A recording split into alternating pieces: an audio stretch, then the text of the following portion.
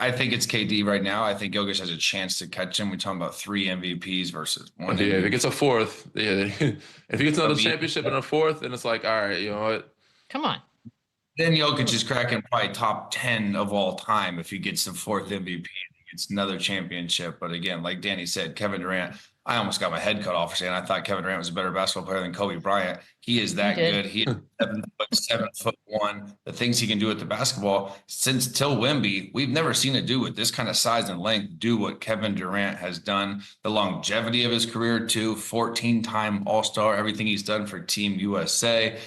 Kevin Durant is just on another stratosphere to me. And again, Jokic is the greatest passing big man of all time. We've never really seen a big do the kind of stuff he's doing as well. And it's unbelievable. And it's crazy that he's having the year he's having right now and probably not gonna win MVP. But for now, I got Kevin Durant. I'm looking at these Hoops Hype rankings right now. They got Kevin Durant 12th and they got Jokic 29th. So I think the majority of the world thinks Kevin Durant still, but Jokic, for some reason, I think he still has more time. And if he gets that 4th MVP, and if Denver happens to win another championship, he's going to be jumping a lot of these cats ahead of him.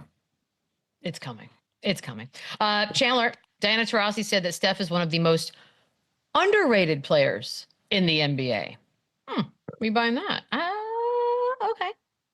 No. I mean, we're talking about, is he the greatest point guard of all time? Is he a better point guard than Magic Johnson? Is he a better point guard than guys like Steve Nash, back-to-back MVPs, and Jay Kidd and all these other greats that have come before him? If you're in those type of conversations, if you've single-handedly changed the style of play in the NBA, if you single-handedly changed, kids in their backyard trying to be like you and shoot the ball like you from half court and the full court circus shots, you can't possibly be underrated. So everything he's done, he deserves it. He deserves all the respect, all the flowers. I do think he's the greatest shooter of all time. I do think he's the greatest point guard of all time, which puts him in that conversation with these guys like Kevin Durant, with Jokic, and all these other greats that came before him in the total rankings. But I can't sit here and say Steph Curry's underrated. Like, come on. No. Yeah, I'm not buying it. And I wouldn't say overrated either, but I said Chandler thinks he's the best point guard of all time. And you said that's the type of conversation that everyone is having.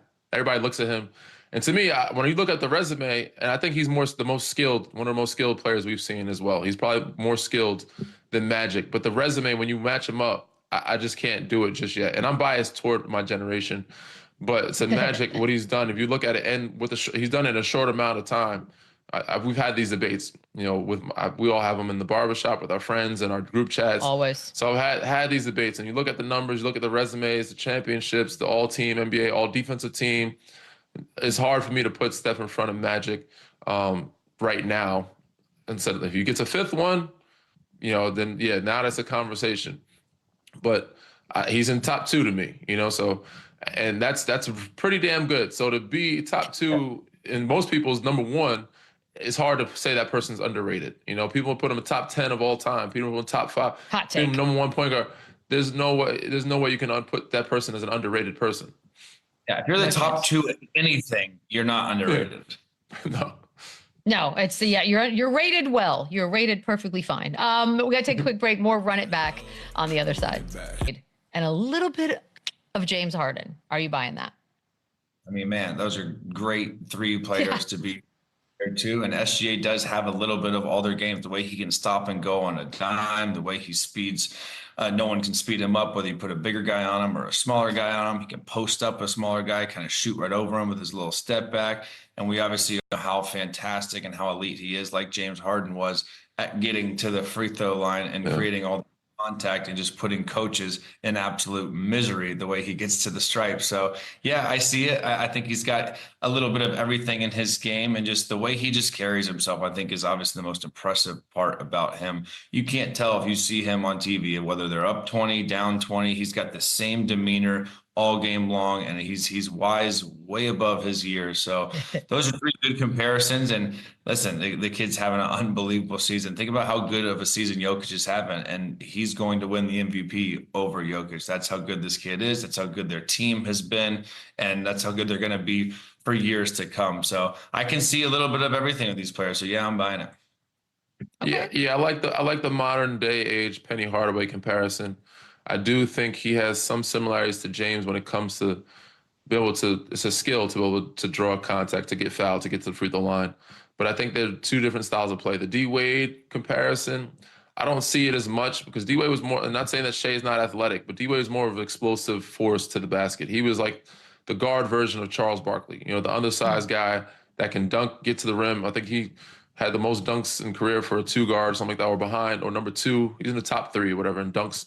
So Shai's not that type of player. Shai's more shoulder bump, change direction. So him and James are similar on that, and against the free throw line. But James is more perimeter oriented, between the legs, between hezzy. Shai's more pick and roll, get downhill, change direction, shoulder bump you, fade.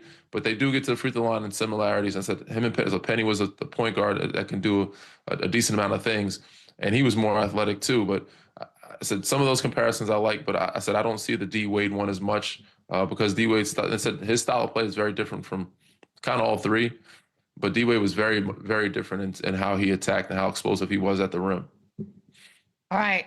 Marcus Morris Sr. Again, a lot of things being said out loud on television sets. A lot of hot takes. Yeah. One of the good ones, though, I think that's fun, was Marcus saying that Kawhi Leonard is the most feared guy in the NBA over Steph Curry, Danny. Are you buying that? I was having this debate a couple of days. I said I almost had this conversation on my pod like a week ago.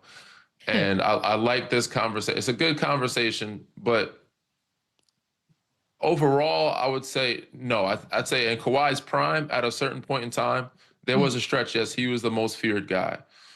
But Steph said the longevity Steph has had, and he's been doing it for over a decade now.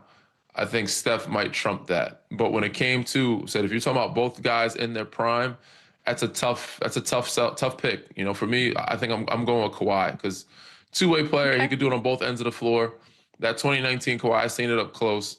So yes, that version of Kawhi I think is more feared than what Steph was. But unanimous MVP Steph, as soon as he got over half court, man, that was something.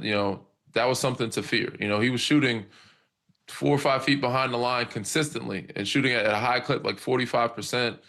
You feared him, but I think what made him so fearful is because of the group that he also had with him. It was like, damn, we got Clay, we got to chase too.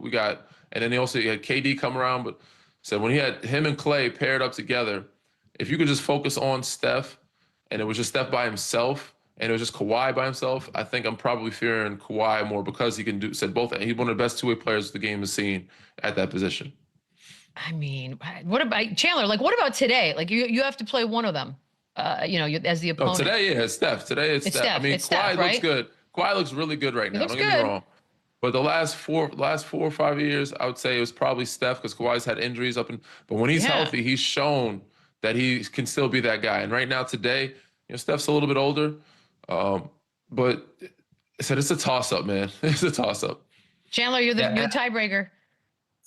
I don't want this to sound disrespectful to Kawhi Leonard, but I don't think he was ever the most feared player in the NBA. I think he's very good. I think he was unbelievable. I think his two-way status, like Danny was just talking about, was elite. And Steph Curry, as good as he is at shooting, you do try and go at him offensively. You try and go at Luka. You try and go at Jokic. You try and make those guys that are so good offensively work. And I also agree that when you played I was fearful when I played the Warriors, but that was also because of Klay Thompson. That was because of Kevin Durant. That was because the whole package. When you played against that Raptors team or those Spurs teams, Kawhi Leonard was a main focal point on that team, and you can't pick on him defensively. He's switching everything. He can disrupt the game more than Steph Curry on different levels. So I agree with that point, but it's crazy. I think maybe just the way he carries himself, he's kind of like that SGA with Kawhi, where he's got a little more talkative in his older years. But remember, his first 5, 6, 7 years, that dude made no emotions. He never talked to the refs. He never complained about a call. That was so impressive. How he just carried himself throughout the game. And Kawhi Leonard, listen, he's first ballot Hall of Fame. He is an unbelievable player. But when I think of Kawhi Leonard, I don't think of the most feared player in the NBA. I don't. Okay, fair enough. That's why we asked. Coming up, Jokic, has he moved ahead of KD on the all-time great players list? Ruh-roh. Chào cả mọi người đã quay trở lại với kênh của mình. Ngày hôm nay mình sẽ tiếp tục hướng dẫn các bạn làm vòng và hôm nay của mình sẽ có tiêu đề là làm vòng.